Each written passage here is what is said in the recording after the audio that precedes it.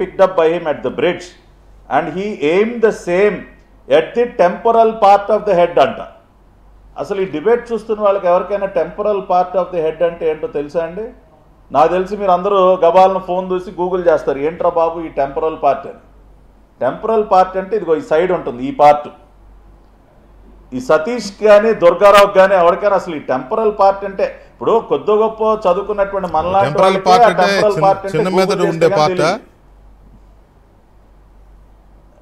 ఈ సైడ్, ఈ చెవుకి ఇటు పక్కన ఈ సైడ్ అంతా దీన్ని టెంపరల్ పార్ట్ అంటారు.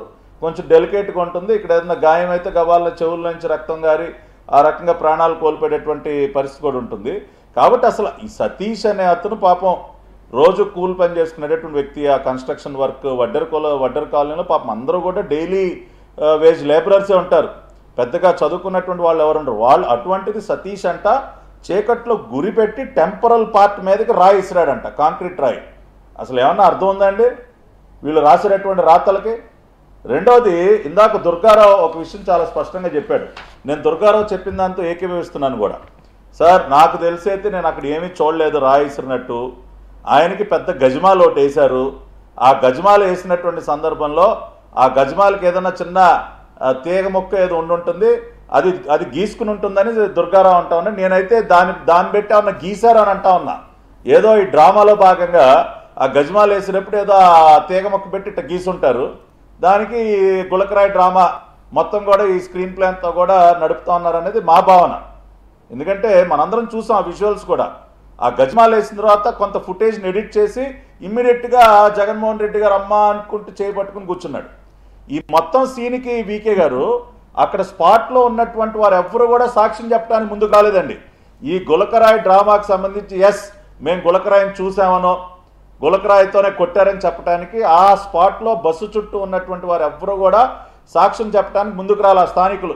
కేవలం ఆ వైసీపీ నాయకులు, బస్సు పైన ఉన్నటువంటి వెల్లంపల్లి సీను, ఆ దేవినేని అవినాష్, ఆ రుహుల్లా అనేటటువంటి ఒక ఎమ్మెల్సీ, నిన్నగాక మొన్న గోడ దూకినటువంటి ఆ పోతిన మహేష్ వీళ్ళతో పాటు సాక్షిగా ప్రవేశపెట్టినటువంటి వ్యక్తి ఎవరు వీకే గారు?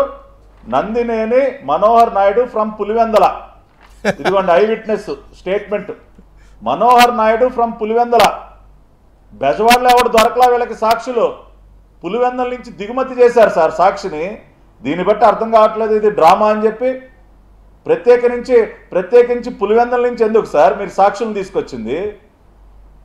అంటే మీ డ్రామాకి అక్కడ వాళ్ళు అయితే పాపం తల ఊపుతారని చెప్పా, లేకపోతే పులివెందుల సాక్షి ఏంటి వీకే గారు? దీన్ని బట్టి అర్థం కావట్లేదా మనకి ఇదంతా కూడా పెద్ద డ్రామా అని చెప్పి.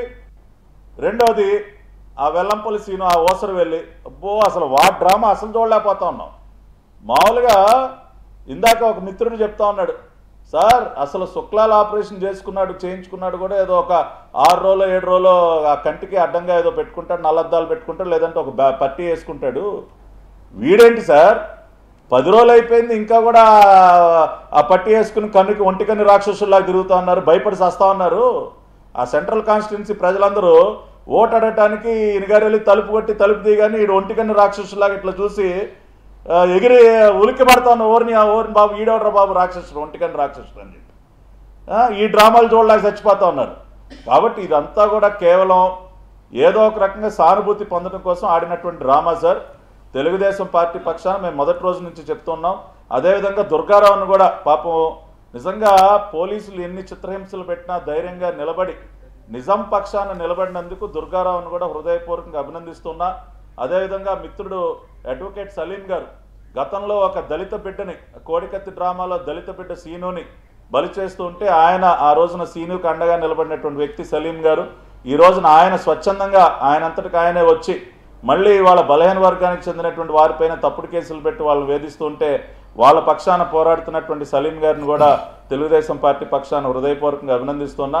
కాబట్టి ఈ రకంగా నా ఎస్సీలు, నా బీసీలు, నా ఎస్టీలు అని చెప్పి ఎంతసేపు ఉపన్యాసాలు చెప్పి మళ్ళీ వాళ్ళనే డ్రామాలకి బలి చేస్తున్నటువంటి ఈ పరిస్థితిని రాష్ట్రంలో ఉన్నటువంటి బలహీన వర్గాల వారందరూ కూడా స్పష్టంగా వాళ్ళు అర్థం చేసుకున్నారు.